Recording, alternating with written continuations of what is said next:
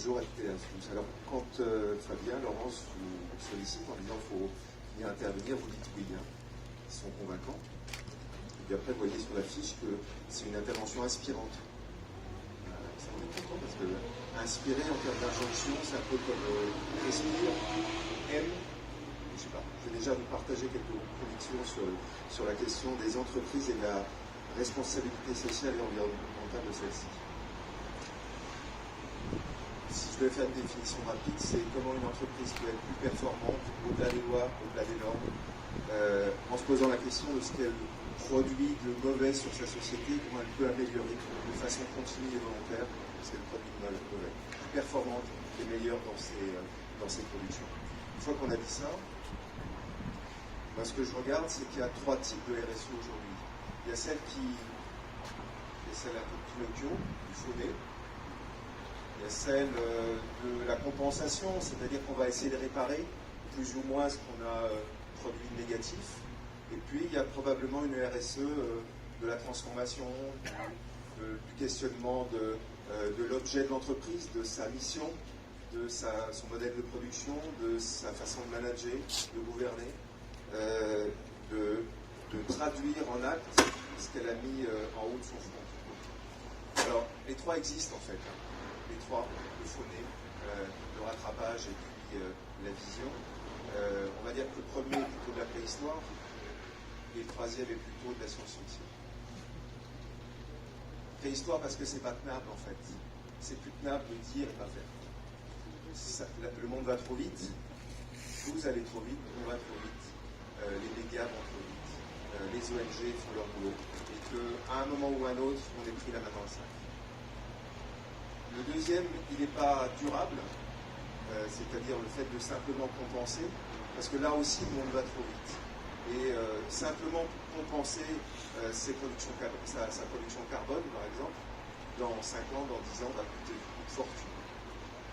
Simplement compenser les dégâts qu'on peut faire sur un collectif social va coûter une fortune à la collectivité et à l'entreprise, parce qu'à un moment, la collectivité va demander des comptes à l'entreprise qui pollue socialement. Donc le troisième, c'est celui a priori qu'on vise. C'est celui qui transforme profondément dans sa chair l'entreprise. Alors pourquoi ça ne marche pas? Pourquoi c'est lent? C'est lent parce que, on en a parlé tout à l'heure, il y a des dirigeants. Il y a des dirigeants qui confondent leur entreprise avec un doudou, un objet transitionnel, et donc du coup qui ne lâchent pas. Ils sont en train de bouger. Il y a des outils qui rigidifient l'entreprise, qui ont une capacité de résistance et d'inertie incroyable. Il y a des parties prenantes, donc nous, les actionnaires, les salariés, les clients, les fournisseurs, qui ne sont pas forcément eux-mêmes dans le changement. Et c'est ça qui fait que ça bouge pas assez vite. Alors, le rôle des acteurs là-dedans, on peut dire c'est un truc de grosse boîte en fait. Hein. La RSE, c'est le développement durable, c'est un truc de grosse boîte. Moi, je sais pas, je pense qu'il y a une boulangerie. Je pense que le boulanger qui offre du pain artisanal bio de bonne qualité, qui accueille comme il faut ses apprentis, qui se posent la question de la suite de leur apprentissage, qui s'occupe peut-être de la suite des déchets, de ces déchets dans la collecte alimentaire ou dans d'autres vies, je cherche un intervenant avec qui j'ai discuté tout à l'heure, dans d'autres vies de produits naturels. Je pense qu'on n'a pas besoin d'être une grosse boîte pour être acteur de la RSE. Donc ça, c'est un message aux entrepreneurs qui sont là. C'est dès le début, mettez ça au centre. Peut-être pour conclure, je me posais la question d'une conclusion en disant on est dans une gare, donc quel type de passager je suis? Est-ce que je regarde passer les trains? Et je dis c'est pas moi en fait, c'est les autres. C'est pas moi, c'est les autres. Une chanson de l'appel de la magie. Ou alors je me dis je rentre dedans mais en passager clandestin parce que voilà, je veux qu'on fiche la paix.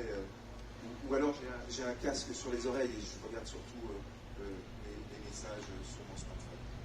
Ou je suis en première et après tout, quand les 6 ou 11 secondes sont serrés et sont inconfortables. Et je prends les commandes. Je vais choisir. C'est à vous de choisir. Et en toute fin, en toute conclusion, ça c'est aussi pour la ruche. Il y a quelques années, il y a pas mal d'années, il y a longtemps que je fais ce métier-là, j'ai travaillé avec les gens qui ont fermé Flins, l'usine de Flins. Et il y avait un syndicaliste et un inspecteur du travail. Pas forcément des gens qui s'associent pour travailler, pas toujours. Ils ont écrit un bouquin après qui s'appelle La ruche et le sablier.